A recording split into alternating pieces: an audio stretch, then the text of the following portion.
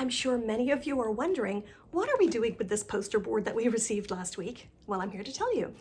A fantastic team of parents at Vallecito came up with this really great idea that I just loved. And we're all going to do it as a district. So here's what we're doing. In honor of Women's History Month, the project is called Women Who Put a Stamp on History. So women who made a stamp on history, women who made a difference in the world, who invented something, who changed something, who contributed something that made our world a better place. So that is the project that we're going to be working on.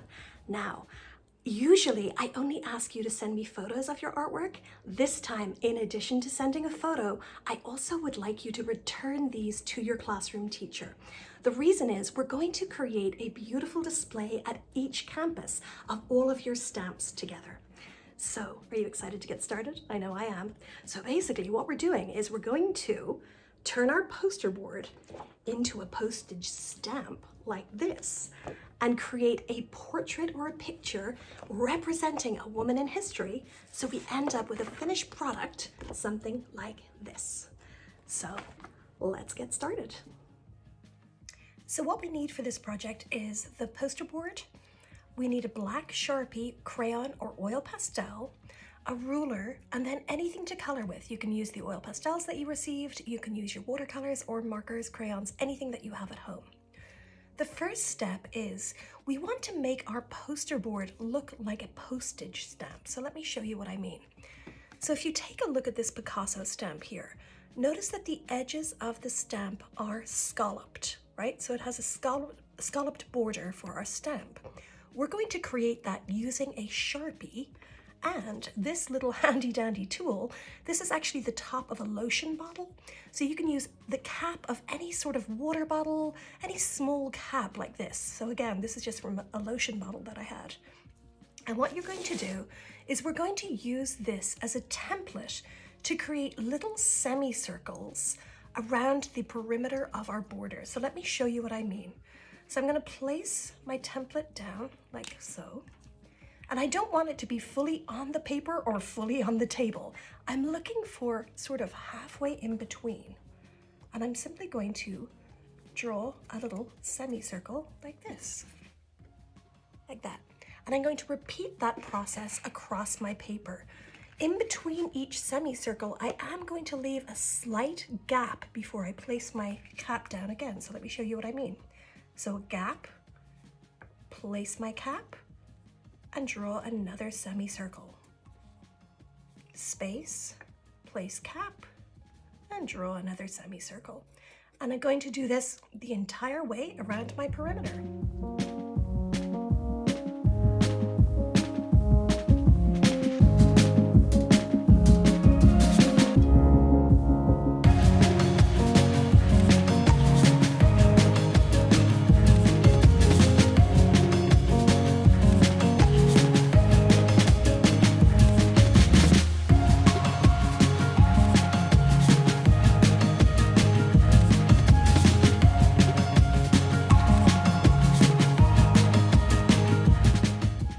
Once you've drawn all of your semicircles, now it's time to practice our mindfulness and color each one in. We're going to black them out with Sharpie.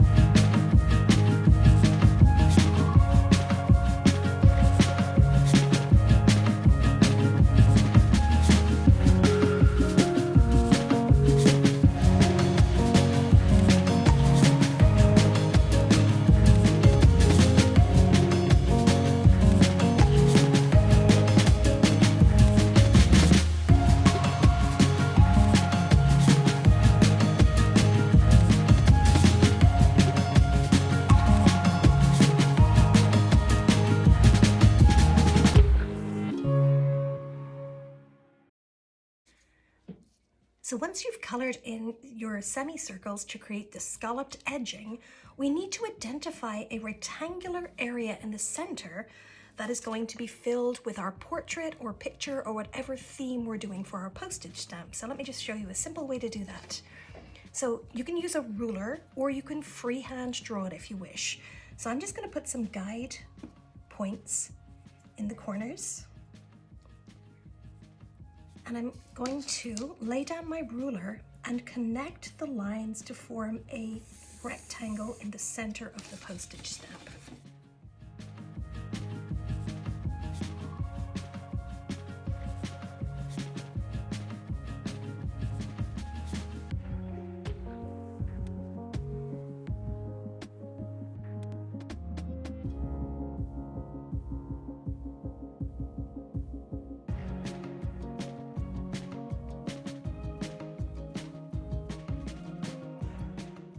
So once you've done the entire perimeter of your stamp, now you're ready to start with the center area. So it's time to choose which woman you're going to choose to do in your postage stamp.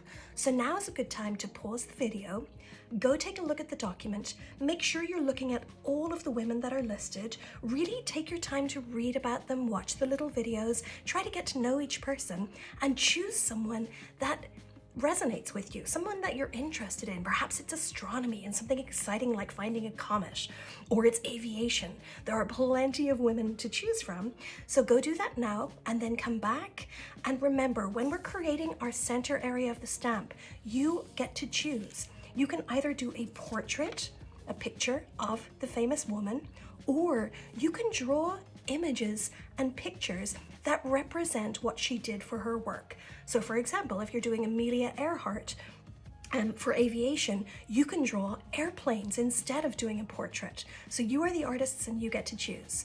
So let's go spend a few minutes looking through the women and then come back here. We're going to be joined by two funny friends who are going to show us how to do a simple portrait, if that's what you're choosing to do, or if you're doing your free creation of airplanes or science beakers or whatever you're putting in the background or for your picture, then you can do free creation for that one using any of the supplies that you have. So go take a look at the document and then come meet back here in a few minutes. You're back. Did you choose someone amazing? I'm sure you did. So I hope you liked the choices that I gave you. Remember, you can always research your own woman who made a stamp on history too. So if you're choosing to do a portrait of your person, I have two friends who are going to pop in and help us just to get the correct sizing and placement of our eyes and eyebrows. So I think I'm actually going to do a portrait too for mine. So I'm going to work on my portrait. You do the same. Take a look at this little video that's going to help us with our portrait. If you are not doing a portrait and you're choosing just to do a picture of something that represents the work of your famous woman, you can get started right away. All right, I'll be right back. Enjoy. These guys are a little cheeky, I'm sorry. Be warned. Hello, friend. How was your trip to planet Earth? It was great. Humans taught me so many things about their planet. It's so cool. Humans? What's a human? It's the species that lives on planet Earth. Really? What do they look like? As humans say, a picture is worth 1,000 words. I'll draw a human for you. Don't get scared. They're a bit ugly looking. I'll try not to. First, we'll trace an oval shape of the head. Then we'll divide it, drawing two lines that cross each other. These lines will guide us to draw the parts of the face. Right, I see. Good. Now, let's draw the eyes that are located in the middle of their face, right on the horizontal line. Remember that you should leave some space in between, approximately the size of an eye between their two eyes, and then the size of half an eye between the side of their head and the eye itself. We'll draw the eyebrows above the eyes. Look, this is starting to take shape. It's time to draw the nose. It is right between the eyes, and it's more or less the size of the forehead. Be careful with the width of the nose. It shouldn't be longer than the width between the tear ducts. If you pay close attention, their nose and eyebrows make up the T-zone. It's true. It's T-shaped. Almost there. Now, the mouth. That's between the nose and the chin, but closer to the nose. The mouth corners should be at the same level as the middle point of the eye. And to finish off, the ears, located on both sides of the head. The ears should measure the length between the highest point of the eyebrows and the peak of the nose. These are the ears? There are so many weird things about humans. Oh, wait, I'm missing the neck. It's a bit more narrow than the head, but not too much. Let's trace 2 vertical lines that finish in 2 curves. And that's about it. That's what a human looks like. Yikes! Humans are really ugly. Sure thing, but they're truly nice. It makes no difference. We're so much more good looking.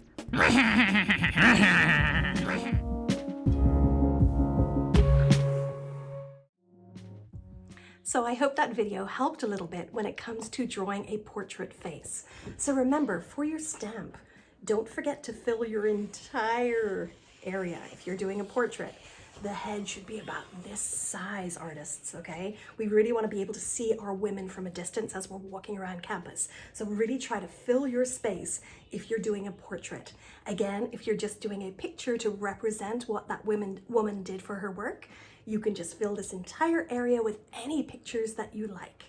But if you have done a portrait, it's going to end up looking something like this. Now remember, we're all doing different people, which is why on purpose I did not do this live, because I don't want all of us to end up doing Amanda Gorman. We really want a lot of variety, so really try to be unique and choose someone different. So we would end up with a portrait something like this. So this I actually just use crayon, but you can use your oil pastels for these too. So this is Amanda Gorman. Now my portrait is not finished yet. I still have to outline the lines, and then I want to think about the background of my piece. So let's think about it. Amanda Gorman is a poet, right? She's known for her art of the spoken word. So I have an idea. I think what I'm going to do for my background is, because she's a poet, I'm simply going to write her speech in the background in some sort of artistic way. I don't know yet. I'm just going to go for it. So I'm going to write her speech in the background, and then I'm going to highlight some or outline some of my pencil lines to make them stand out more.